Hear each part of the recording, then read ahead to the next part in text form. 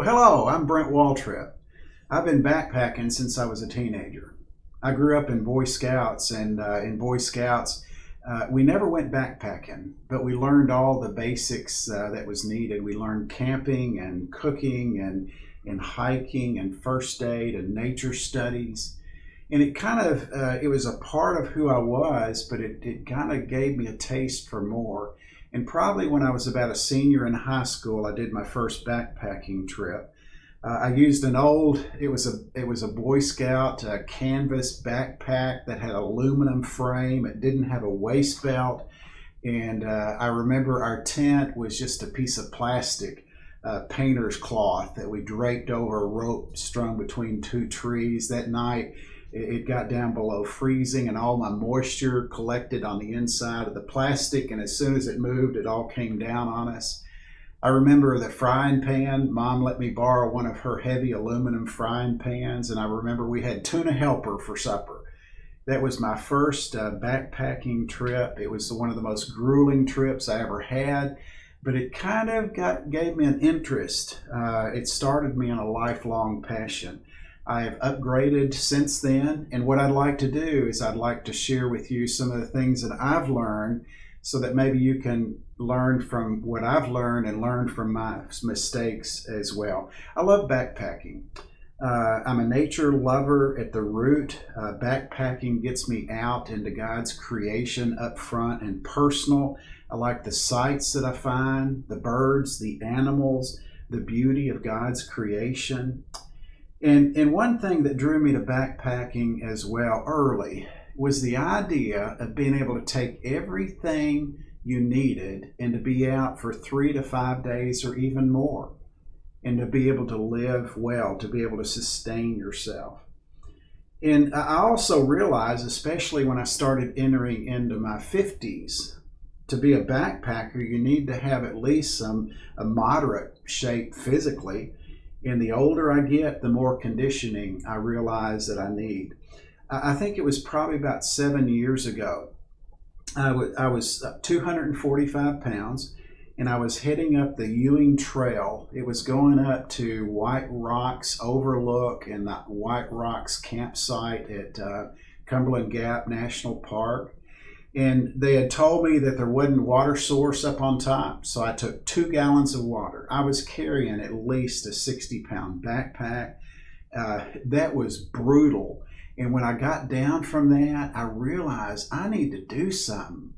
I need to lower my weight in my backpack, but also need to lower my weight in my gut. So over the past 7 years, I've lost about 50 pounds, and I've lost about 20 pounds out of my backpack. 3 years ago, I set out as a goal to hike the entire Appalachian Trail by the time I'm 70. The Appalachian Trail goes from Georgia to Maine. It's 2,170 something miles. So far, I've done about 400 miles. I'm 64 years old, so do the math. I got a little bit of work to do. I've been asked by the Muhlenberg County Public Library to do a short introductory type of video on something that I'm real passionate about. And so what we're going to do right now, we're looking at 3 videos. Today I want to share with you a little bit about boots and the big 3, your tent, your sleeping system, and your backpack. And then next time I want to share with you about the kitchen, about food preparation, and what you do for water. And then the final video, I'm going to bring my backpack loaded, and I'm just going to go through the other extra little things that are part of backpacking. So that's a plan. There's a lot of resources out there. Again, this is just going to be a real introductory video to get you maybe interested, to get you started. So first, we're going to look at boots. There's 2 categories of boots to consider. There's the waterproof and non-waterproof. Both have their drawbacks and advantages. I choose to wear the waterproof mid-ankle hiking boot. They're Gore-Tex so that they're breathable somewhat. But the problem with waterproof is once they get wet, they stay wet. They will not dry out very easily. In the last 3 years, I've hiked about 400 miles. and my boots have only gotten wet inside twice, and both times they got wet, I was heading into a hostel or a hotel where I could take them off, take the liners out, put them over the forced air and allow them to gently dry overnight. The boots that are not waterproof, the problem that I saw with them, because I hike in late winter and early spring, is that it's cold, and when your feet get wet, they stay wet. Now what they'll do is they'll dry out. The next day, by the end of the day, they're dry. But I've chose to go with a waterproof boot of some sort. And the first boot that I ever went with is a leather boot. It's a Sundowner by Zpacks. It's over the ankle type. This boot weighs 2 pounds, and I've used this boot quite a bit. It's done well. It's a real popular boot. So this is Zpacks Sundowner. They cost about $200. But then after that, I went to this boot. This is a Solomon boot. It's a mid-height, and this particular boot is called the X Ultra 3 Mid GTX. It only weighs just over 1 pound, and so it's half of the weight. They say if you can take weight off of your feet, the better you'll do. The cost of this at recreational equipment, REI, is $165. And what I did is I found them on sale. There was a coupon for $20 off, and then I had a dividend that I cashed in. I got them for $80 for the pair, and I really like these. But can I suggest that maybe you can get a Columbia or Merrell boot from Cabela's or Bass Pro Shop for about $100 that has some traction to start out with until you get into it and decide if you really like it, and then you can upgrade. But one thing you want to do is you want to get a good pair of socks. And even if you get a lesser expensive pair of boots, there's several different companies that make wick dry socks. This is Smartwool. There's another sock company called the Darn Tough Sock Company, and both of these have lifetime warranties. Now you're going to pay for these. They're about $20 for a pair of socks. But I'm confident that these socks are going to last me 2,000 miles on the Appalachian Trail. And if they don't, if they get a hole in them, I just send them back and they give me another one. And so now to the big three. The tent, the backpack, and the sleeping system. There's a kind of a rule out there that if you can get these big three under 10 pounds, then you're going to be a lot better off. Now it's going to cost you a little bit more money to get under 10 pounds, but it's going to help you out in the long run. And may I suggest to go into one of the backpacking stores that specialize in backpacking to help, especially a backpack. You need to be fitted for a backpack. Nat's in Bowling Green on Scottsville Road. I've gone there several times. Quest in Louisville on the east side of Louisville. There's a company called J&H Landmark on Nicholasville Road in Lexington. And one of the best places to go is Recreational Equipment, REI. You can go to them online. They've got a lot of advice and suggestions online. The closest one here is in Franklin, Tennessee. But a tent is designed to keep you dry when it rains, keep the bugs off, but also keep you a little bit, somewhat. It helps the temperature. When the temperature goes down, it does keep you just a little bit warmer than if you weren't using a tent. You can go to Walmart and buy you a tent for probably well under $100, but I'm not sure it's going to keep you dry if it's rainy. But you know, if you're going just for a weekend, a night or two, that's okay. Do that. You're not worried too much about rain. Get one of those. Try to get one as light as you can. But if you want to get one that'll keep you, that will reasonably protect you in a rainstorm, you're probably going to have to spend about $150 to $200 to get a halfway decent tent. The more you spend, the lighter you will get. And so I did a little research, and I saw on Recreational Equipment, REI, they have an REI half dome that has a price tag of about $175 and weighs 4 pounds. That's not too bad. MSR, I noted Mountain Safety Research, they've got a Zoic 1 for for about $299 and weighs about 4 pounds, a pound lighter, but it goes up in price. Some of the most common tents on the Appalachian Trail are Nemo, Zpacks, MSR, and Big Agnes. My tent is on the upper end of that category. Mine is a single wall tent, meaning that it doesn't have a rain fly. It's just got one wall in it.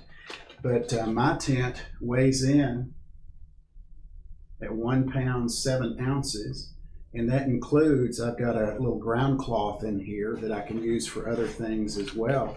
And so that's I'm doing well to stay under that 10 pound limit on a tent. And I'm confident that my tent will last me 2,000 miles on the Appalachian Trail. Now the backpack is something that you will definitely need to be, you'll need to have fitted by an outfitter, and Walmart and probably Cabela's Bass Pro Shop won't have a fitting system. You just have to try it and find something that feels good for you. But some of those outfitters, such as REI, they'll be able to fit your particular body for the right size. Women's bodies are different, and so their backpacks are different from men's. Imagine that. And the rule of thumb is the more bells and whistles you have, the heavier it weighs. I started originally after my, that first trip with the Boy Scout backpack. I got a Kelty Tioga, I think it was called. It weighed about 6 pounds, something like that. It cost me about $150, but I used it for 30 years. And then I went to an internal frame pack. An external frame pack, you can see it on the outside, but you don't see the frame on an internal frame pack. This right here is a company in Utah called ULA, and this is the Catalyst. Weighs about 3 pounds. Now I've got some of my little extra things on it, so this one weighs about 5 pounds as it is. And they suggest that you not carry over 40 pounds of weight in that. I don't mind that. I don't want to carry all that weight again. That's okay with me. Again, the more things you get on it, the heavier that it's going to be.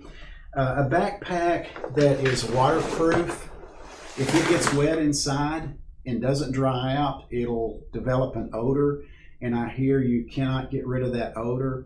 What I do is I get a trash compactor bag and stick it all the way down, and everything goes in that, and I fold it over, and then the top folds over as well. Everything in my backpack, I want to protect it, so I keep it dry, and I use a trash compactor bag. Sleeping system. By sleeping system, I mean your sleeping bag, but also whatever else you might wear at night to keep you warm, and some kind of pad to put underneath your backpack. I recommend getting a mummy type of sleeping bag. You remember those rectangle bags that we got, polyester, that weighed a ton? Remember how big they were? Your body was this big, so it's got all that extra weight. And not only does it have the extra weight, but you've got to heat up all of that extra space. So a mummy bag is fitted to your body. It's got a hood that you can cinch it up around your face. I don't recommend down, but I use a down bag, but I've got a good tent to keep it dry. This particular backpack here, this particular sleeping bag here, 1 pound 6 ounces. That's pretty lightweight. This is a 20-degree bag. But what I'm using is a quilt. I don't use a mummy bag. Instead of the quilt, I've cut down a little bit of weight, but I also bring it kind of defeats the purpose maybe. I bring a down hood. It weighs about 1 ounce. I also bring, what do they call that, a balavaca or something like that. I have a buff that I put on as well. And this can be opened up as a quilt, but it also can be zipped up around your body. And the only thing sticking out here is your head. It's done me real well. And I say a sleeping system because what I do is, if I'm expecting it to get real cold at night, I have a down jacket that I use. I don't use this down jacket when I'm backpacking. Anything that I'm wearing at night when I go in that sleeping bag, I don't want that moisture from perspiration near my body. And so I will only use this when I get in camp and I know that I'm not going to get it wet. But this adds about 10 or 20 degrees to my sleeping system. It's a down jacket. It's about 9 ounces from recreational equipment that helps keep me warm at night. But the third part of the sleeping system is a foam pad of some type.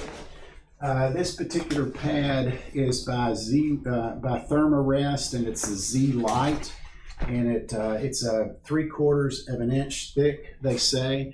Most younger guys on the Appalachian Trail, this is all they use. And a lot of them will cut this off because it goes down well above the feet. It's a pretty long pad. But what I found out is if I take that, and I bought this is half of it, I cut it in half. I bought this from Walmart, it cost $10. And if I put it right there, I've got about 1.5 inches of cushioning. And I used this for a long time. And then what I did is I went to a Thermarest air mattress. And this Thermarest has a inflation system, so you don't have to huff and puff. The Z-Rest would cost you $45. This is more like $100. But again, this is probably just under 1 pound is what they say it is.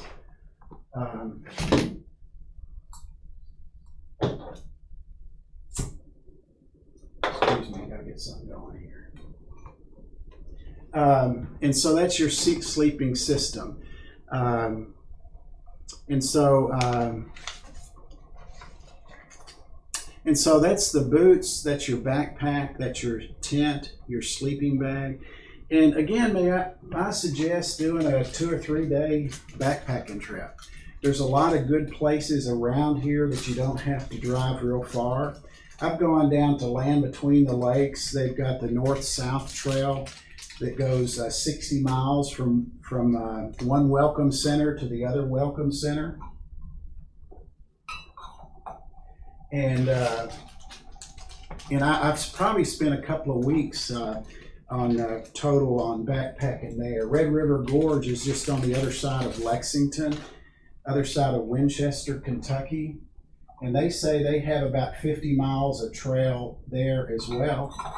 And I've done a lot of, there's loop trails, there's the Red River, there's a lot of different scenery. Of course, there's the natural arches and things, and there's a lot of backcountry campsites.